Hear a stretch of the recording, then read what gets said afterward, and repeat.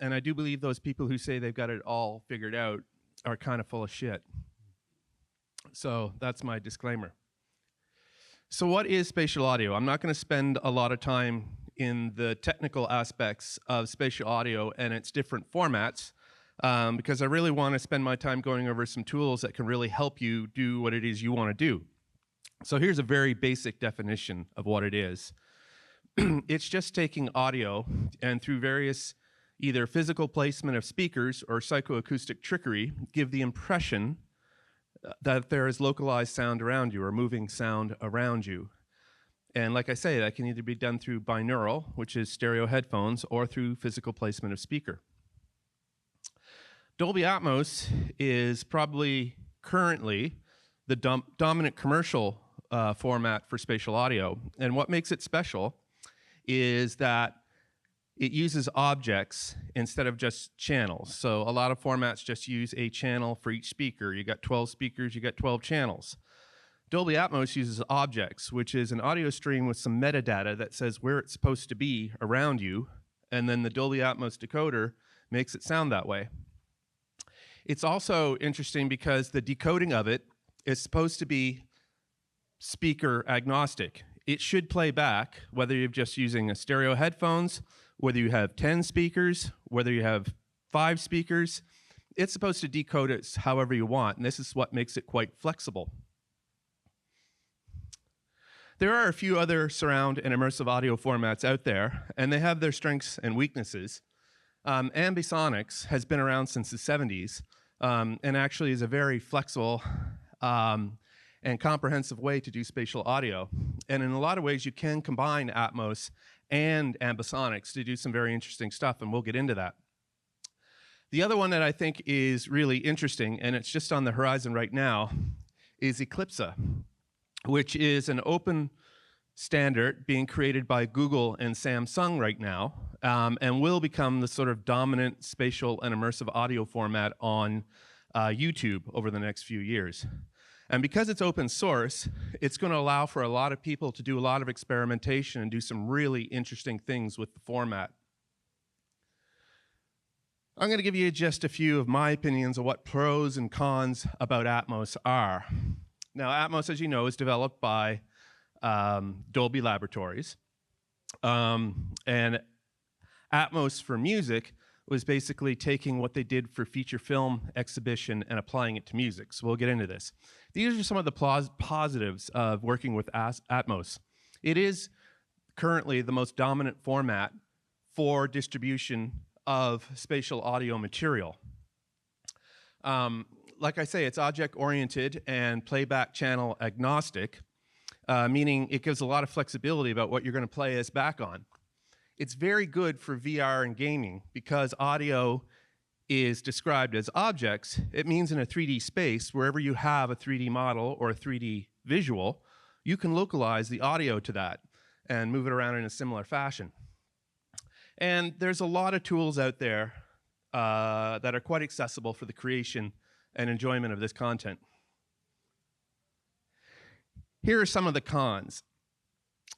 The thing I hate most about Atmos is basically Dolby Laboratories took a format that was developed for feature film, that a lot of the core technologies for it were developed in the 70s, and just kind of shoehorned it on music.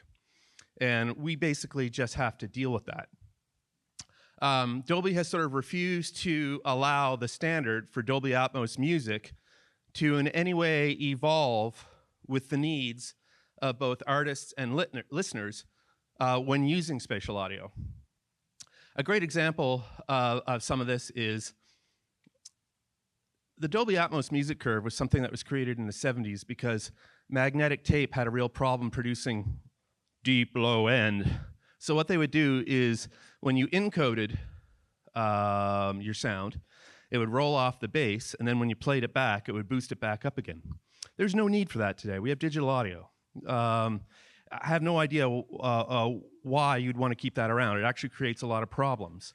The dynamic range is also kind of nutty. Minus 18 LUFTS, like just ignore the terminology. You've heard about the loudness wars, and streaming services have kind of killed that by coming up with standards about how loud your music can be. Dolby Atmos is even quieter than that. And why that is because feature films need a lot of space to go between the little whispers in the corner and the giant car crashes. Why or how this serves music in general, I don't think it does. I think that's way too quiet a standard. And I think that a lot of music, particularly music that is a little bit more aggressive and intense, does benefit from a little bit of crunch.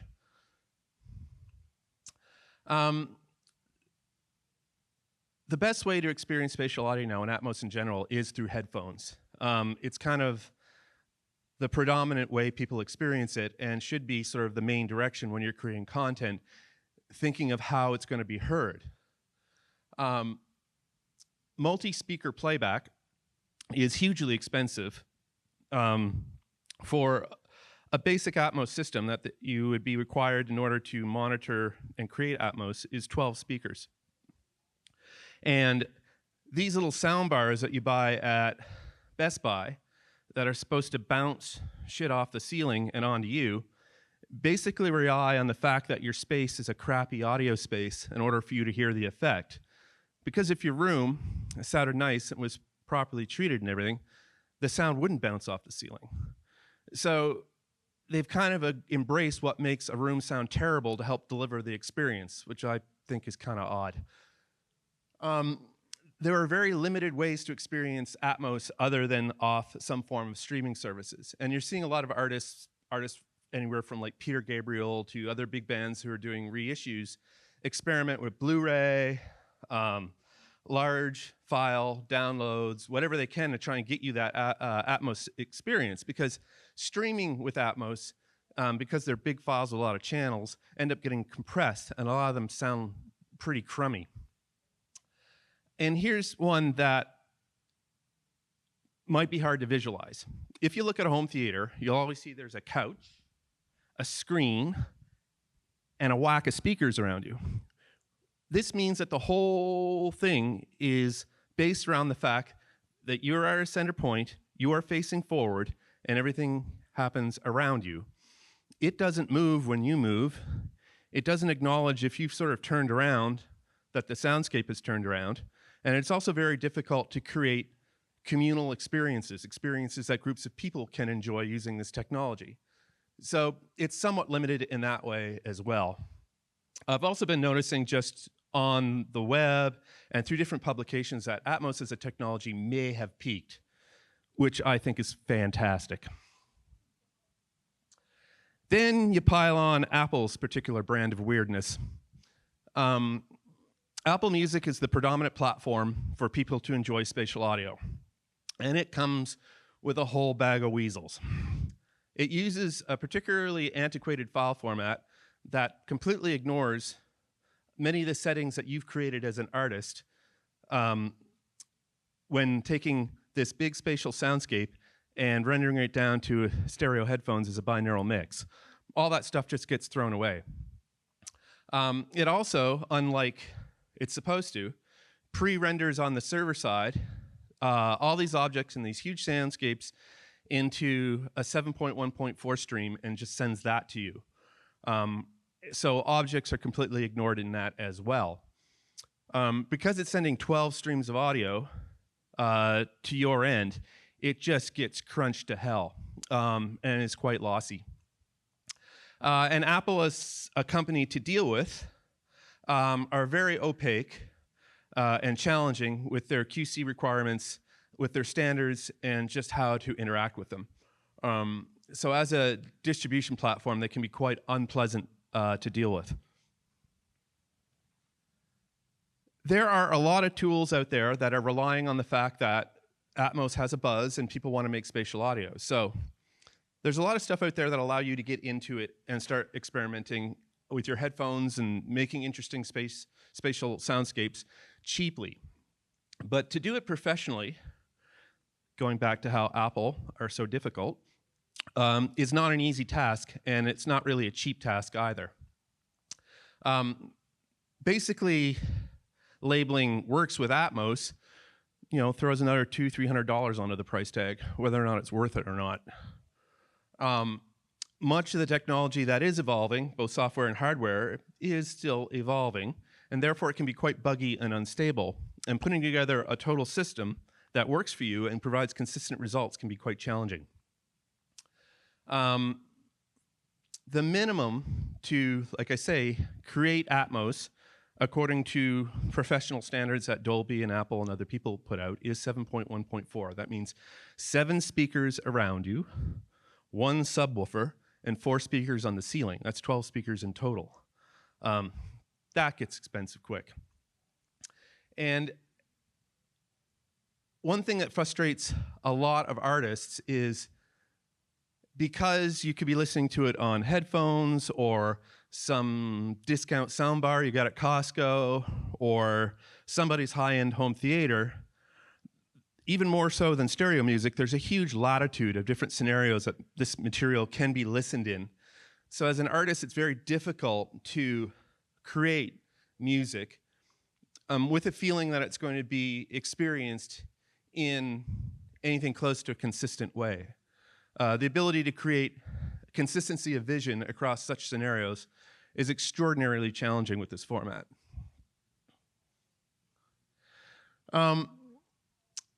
Producing with headphones is great. Binaural technology, and that is the use of all the psychoacoustic trickery to make 12 channels of sound sound like 2, 1 in each ear, still has a ways to go. The current decoding technology is limited, but they're saying it's going to improve. I brought a little rig here, and if there's time a little later on or out in the hallway, I can let you hear what 12 channels of audio reduced to 2 sounds like, and you can tell me if you actually can pull anything out of the air. I find it difficult. There's something called headphone-related transfer function, which is a file that gets made. You can make it on your iPhone or your Android. You basically just scan your head, and Dolby will create a file that sort of takes the psychoacoustic trickery and adapts it to how far your ears are apart and how far they are from your shoulder and all this kind of stuff to help clarify that spatial image. The only problem is with some of this technology is as a creator, if you have a custom headphone file and you know the majority of the general public don't, you're again running into issues of consistency about seeing whatever your artistic vision is consistently deployed and enjoyed by the general public.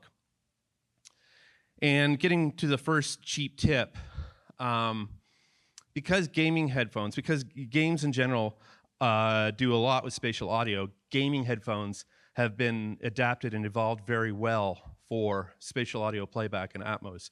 So if you want an inexpensive way to start making with headphones, I'd suggest just getting a really good set. I prefer open back, but you know that's personal preference. Gaming headphones to start making spatial content. Like I say, this speaker business is intense. Setting up wiring 12 speakers in a room, getting all that gear to play nice with each other is challenging. And it's also very expensive. So my second sort of cheap tip is the IK Multimedia iLoud series is about $4,000 for 11 speakers, and they have built a sort of minimal built-in room correction, meaning they can adjust how they sound depending on the room that you're in. All right, now we're going to get into doing stuff cheap, and I'm going to go through this reasonably quickly because I want to leave as much time as I possibly can for questions at the end. Some of this information is so specialized I don't know if it's serving your purpose or not, but individual questions are a great way that I can help communicate to you and help you solve various problems you may have. I put together a website or a web page that's attached to my website that at the end there's a URL that has a list of links to all these different products, be they software or hardware, so that you can take a look at and do your shopping and begin planning whatever your system may be. This is just a suggestion of some what are generally considered good budget headphones. Now what you're going to find with a lot of this stuff is I'll come up with something and it says it costs $400 and you'll be like, what the hell? How is $400 cheap? Well, in the world of Atmos, things can get really expensive quick. The headphones that I use are like $1,300 a pair. So what I've got up here are really good suggestions about getting some quality results without breaking the bank. Here's, like I said, that iLoud immersive bundle for about $4,000. You can get that at Guitar Center, Sweetwater, wherever you want. It's a really good value. And like I say, it comes with a little microphone that you can put in the center of your room, and you can get these speakers to do a rough sort of tuning of their placement in the room. We're getting a little technical here, and I apologize for this. 8-channel audio interfaces are a dime a dozen, but you need 12 channels to do Atmos, and this is the absolute cheapest way to get those extra 4 channels out of your 8-channel interface. It's just through an ADAT wire onto this, and you'll see I'll have it in my rig here. Not award-winning sound, but it gets the job done for $200. Another cheap way to get into Atmos is that a lot of your audio workstations already come with Atmos included. Steinberg, Pro Tools, Logic, Studio One are all have elements of Atmos in their production process. Whether or not it's viable for you to do professional work with it is yet to be seen. I use Logic, and I don't use the internal Atmos tools because they're just too crude and limited for me to have to problem solve and troubleshoot the things I need to when I'm actually doing professional paid work. The standard for doing Atmos production are a bunch of tools that actually come from Dolby. They are the Dolby Atmos Renderer and Production Suite and the Album Assembler. And I've got these in here, and I've got them priced relative to everything else. Reaper, which is a free to cheap DAW, is pretty fantastic when it comes to spatial audio. It's the only DAW out there that can handle enough sort of channel count in each audio track, not only to do Atmos, but to do high order ambisonics. And ambisonics, I said, was that sort of from the 70s era way of doing spatial audio. And it's still actually quite powerful. Another thing to check is many of the plugins you might already own for your computer might be multi-channel enabled already.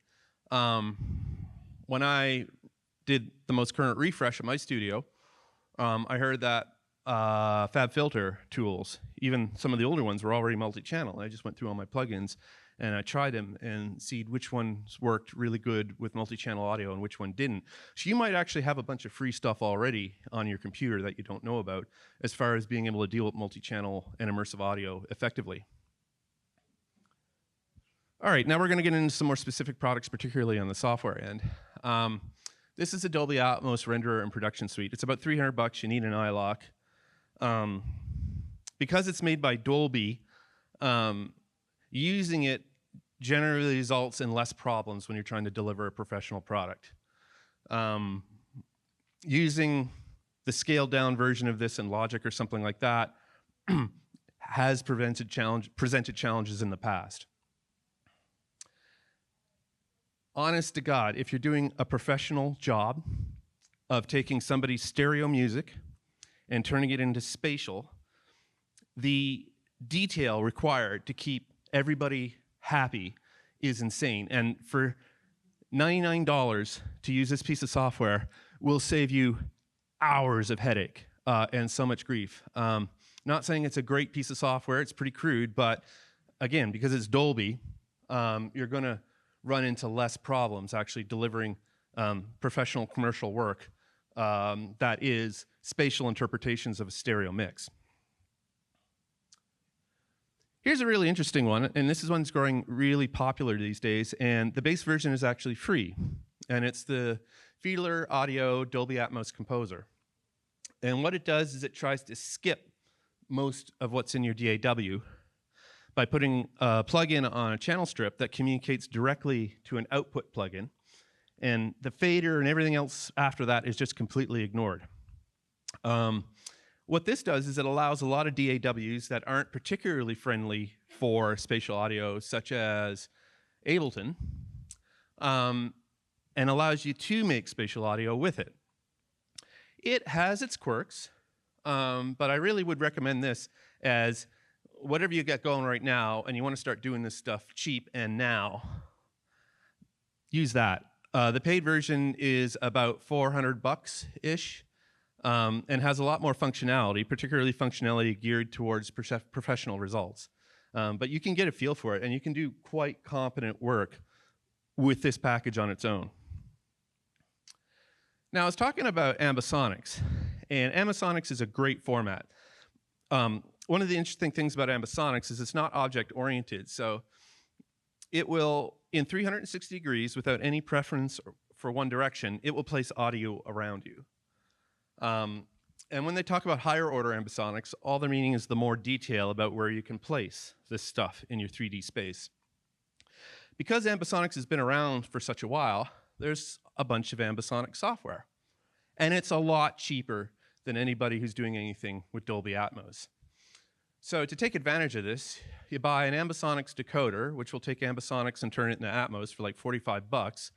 And then you can buy all these great working cheap ambisonics plugins to work on your spatial audio and save yourself thousands of dollars in the process. So Audio Brewers is a really great developer. I'm a big fan of their plugins, and that link will also be included on that webpage that I'll give you at the end of the presentation. Okay, 400 bucks. This is one of those ones where you're like, 400 bucks? That's insane. But one of the big challenges you will find if you're doing Atmos with speakers is something called bass management. And that is, you want anything below 80 hertz, your ear can't tell where it comes from. So when you have a multi-speaker system, often what you'll do is you put a cutoff. So that 80 hertz up, it comes through all my little speakers. 80 hertz down, it comes through my big thumping sub. Setting the delays and all that is quite tricky. Atmos also has something called an LFE, low frequency effect. And this again is another dinosaur tie-over from feature film where the big explosion hits. They'll thump a big bass sound through that LFE. And that LFE's got to be 10 dB higher than every other channel. So that subwoofer is not only taking care of the specific crap for the LFE, it's taking care of all the low-end stuff that's going through your satellite speakers. And getting all this to work in a way that makes sense is not easy. This particular package will also allow you to put in plugins on the in and out. And we'll see another piece of software in a minute, which is doing room correction, which is just making the speakers sound good in whatever space they're stuck in. This will do it. And another weird thing is getting Apple Music to play back 7.1.4 audio, those 12 channels audio, is way harder than you think. When you get Apple Music to always play spatial, most of the time it just spits out 5.1, 5 speakers and a sub. It's a very complicated reason why, but this is one package, one of the few ways to actually listen to Apple Music, spatial music, and actually hear all 12 channels of it. So expensive as it may be, I think it's worth every penny of it, particularly, again, if you're doing more demanding work. How Audio Move It, 140 bucks, will let you do basic bass management and allow you to do a little bit with placing speakers and stuff. Great piece of software, much more budget. There's something called upmixing, which is, in its simplest form, taking a mono sound and making it stereo. Well, you can upmix to 12 channels by taking a mono sound or a stereo sound and turning it into 12 channels of stuff. That's called upmixing. The sort of industry standard for this is a package called Pentio, and it's $800 a pop. And this will do it for about, I think it's 30 or 40. Oh, I didn't put a price on that. Yeah, it's about 30 bucks. And it's done in a platform called Plug Data, which is an open source sort of platform for you to write your own plugins, which is free. And this is actually is not that complicated to use.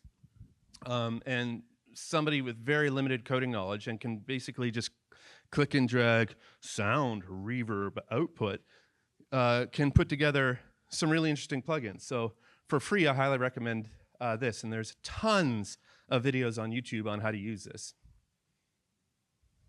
Okay. I spoke and mentioned a little bit earlier on about room tuning, and it is when you put your speakers in a room, depending on its size and where they're placed, some of them might sound good, some of them might sound bad.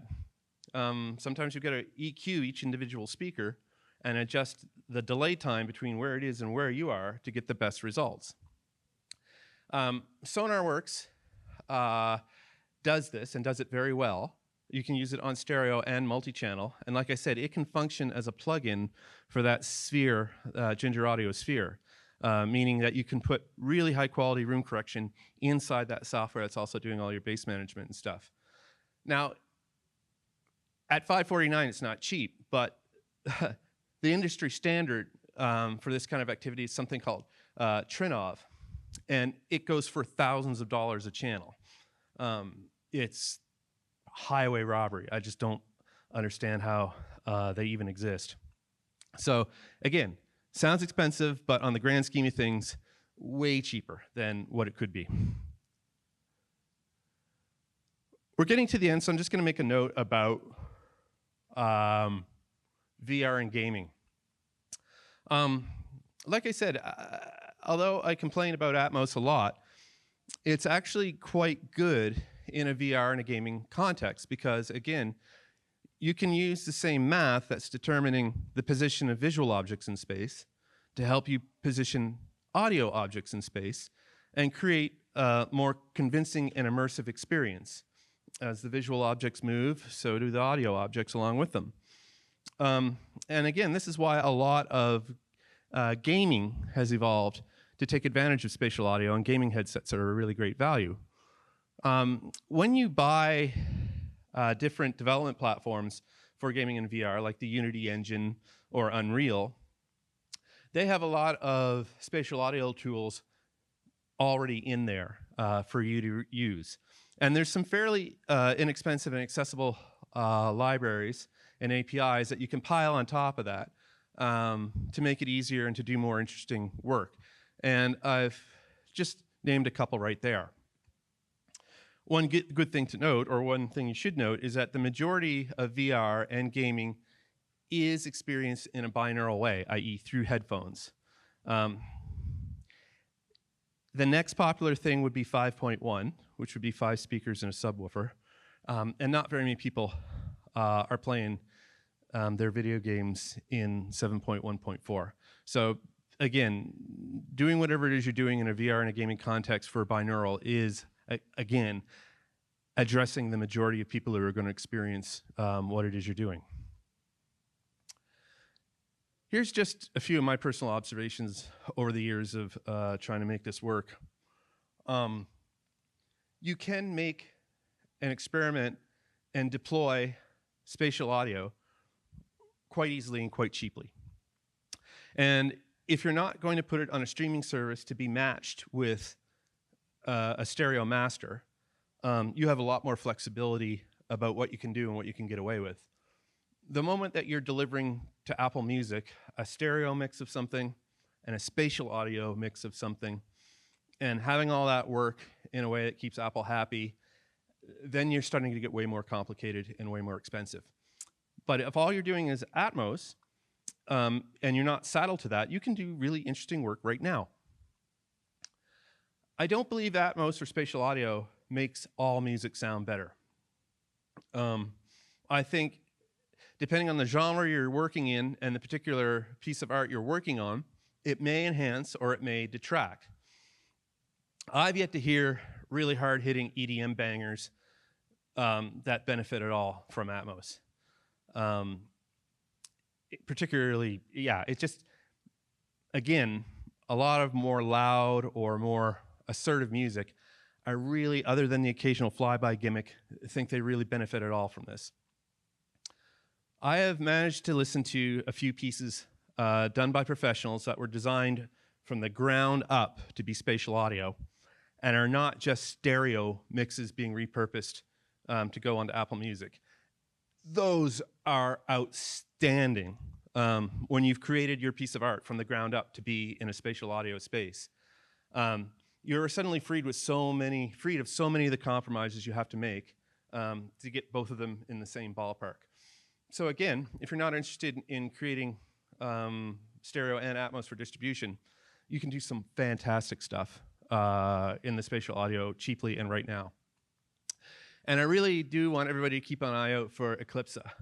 It's new technology, but if Google uses its market presence to deploy it as the YouTube standard for spatial audio, that's a lot of weight behind it. And because it's open source, it's going to inspire a lot of creativity and a lot of interesting developments with it. Really want to thank Treefort for inviting me here. They've been fantastic hosts. The staff of the Boise Center have also been absolutely fantastic. And I really want to thank all of you for coming out and taking the time to listen to me natter on for the better part of an hour. So if you go to that URL right there, I've created a list where you can download things such as the Universal Music Group's standard for Atmos delivery, Apple Music's standard for Atmos delivery, Dolby's best practices, as well as product links for all the stuff that I've had in this presentation. So with that being said, let me open it up to questions. Anybody? Bueller? So if you're saying that the Eclipsa might be something to watch for, Yep. and the first hardware that's going to come out for Eclipsa is Samsung soundbars. Not necessarily. Okay. It's a standard being developed by both companies. Right. But it's so new, I haven't heard of any potential hardware deployment yet. Yeah. Okay. So so knowing what you do know, what would you recommend if let's say in 3 months I needed to have a room that was going to be Eclipsa standard? What kind of hardware would make sense to start looking at? Would it still be the one that you recommended? Because from a home entertainment standpoint? No, more from just making a room in which a group can sit and listen. If you're doing that, then I would not go with brand name spatial audio experiences at all. Get a cheap 8-channel audio interface, throw one of these Behringers on it, put up 12 speakers, and that way you can play anything just by changing the software. Anybody else? All right. Do you think the Eclipsa will be hardware-based in any way with Google, or is it not? Christian had asked, do I think that Eclipsa is going to be hardware-based? And no, I think it's going to be a software standard. And there'll be specialized hardware that will use this software standard to deploy whatever it's doing. And again, whereas Atmos is just its thing, Eclipsa is meant to encompass a whole bunch of stuff, including ambisonics and any custom weirdness you can think up. So it's going to be a very flexible and customizable sort of container to put your spatial audio into. Does that answer your question? All right, we have another one over here. Our next lucky contestant. Do you think music, I know you talked about gaming and VR sort of being like the standard for where spatial audio is present. Do you think music is sort of starting to trend towards like spatial audio being the like standardized format over like it's just stereo sound? No, with Apple, spatial audio is kind of treated like prison sex. You really don't have a choice in the matter. If you want to get on one of their playlists, you got to give them spatial audio. I think some of this is being forced down upon artists, and because it's expensive and complicated, artists are doing the absolute best they can to work with these platforms, even if from an artistic or an aesthetic point of view, doing spatial audio doesn't really work for the kind of music you're doing.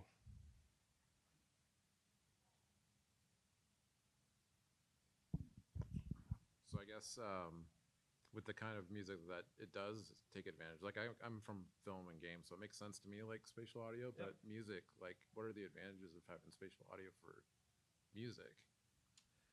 To me, one of the great advantages of spatial audio when doing mixing for music is in stereo music, there's something called masking, where if you have a voice and an electric guitar, because they occupy a very similar frequency range, one can mask the other. And for mixing audio, you have to be really, really cognizant of this when you're mixing. Doing spatial audio actually gives you a far greater latitude and leeway of not having to worry about that, which can give you more flexibility in the sound you make and make it a lot easier. Would that answer a question? Okay, with whatever. Oh, another one over here. Are you doing a demo that's Oh, you totally forgot you touched. All right, thanks, Krishna. I've been a bit slow today. I did bring part of my rig just so you could listen to some binaural audio, but Radha and crew have graciously invited me to set up a prototype of a 12-speaker live Atmos setup that I'm designing right now at her yoga studio. We're going to do that later tonight. Do you know what it's called? It's called Sage. It's on the second floor of a bitter tree in Red Feather. There's that door in between. Just walk upstairs. And you're gonna have like a window of time or something. You can drop in. We haven't figured that out yet, but yes, we will. Well, we're going to start setting up tonight at about 5:30, 6 o'clock, and I should have it done. What's that? 2 hours, yeah. So I would say if you're in that neighborhood around 7 o'clock tonight, I'll be there, and the thing should be set up, and you can listen to some music. And I will make it a point of, on that webpage that I gave you, indicating any other times that it's going to be open. It's going to be kind of a renegade, unofficial thing.